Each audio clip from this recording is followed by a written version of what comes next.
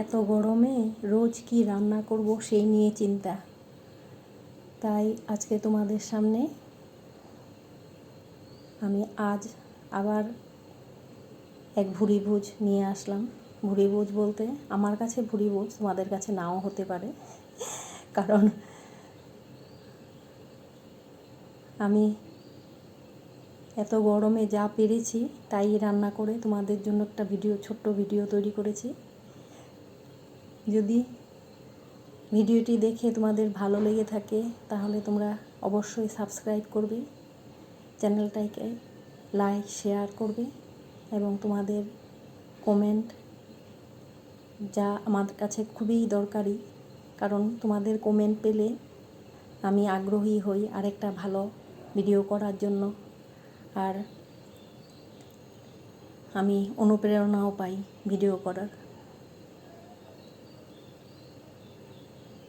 আমি এখানে খাবারগুলো এত সুন্দর করে পরিবেশন করতে পারিনি তোমাদের মতো, যতটুকু পেরেছি নিজের আইডিয়ায় করেছি।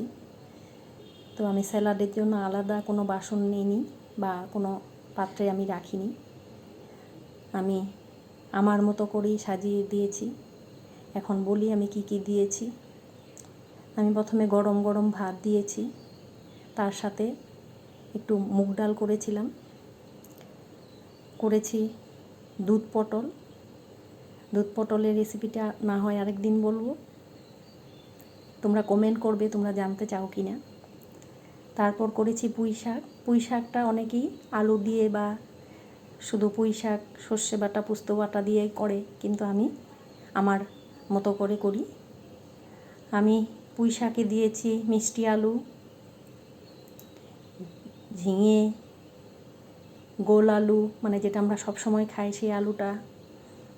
তারপর এটার মধ্যে অনেক সবজি দিয়েছি যা যা ছিল ঘরে, যেমন গাজর, বিট, যার জন্য একটু লালটে হয়েছে রঙটা, সব সবজি দিয়ে পুঁই শাক করেছি।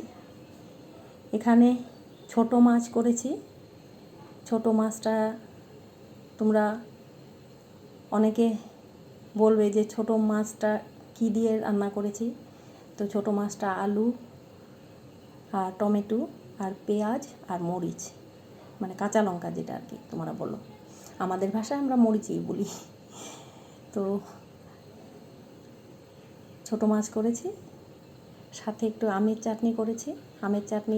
আমের আঠিটাও আমি মানে দিয়ে দিয়েছি, কারণ আমি ভালো পাই খেতে।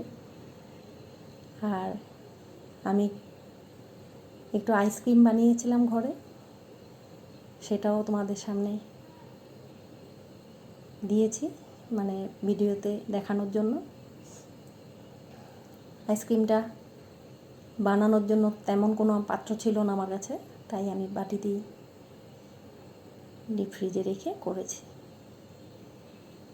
আর ভাতের সাথে আমি উপরেই লেবু, মানে সেন্টেড লেবু যেটা, আর শসা দিয়েছি, সাথে 1 গ্লাস জলও রেখেছি।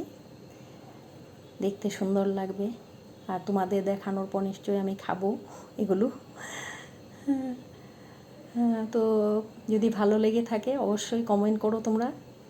ভালো থেকো, সবাই সুস্থ থেকো, আমার চ্যানেলটাকে সাবস্ক্রাইব করে আমার পাশে থেকো, আর ভিডিওটা দেখার জন্য সবাইকে অনেক অনেক ধন্যবাদ রইল।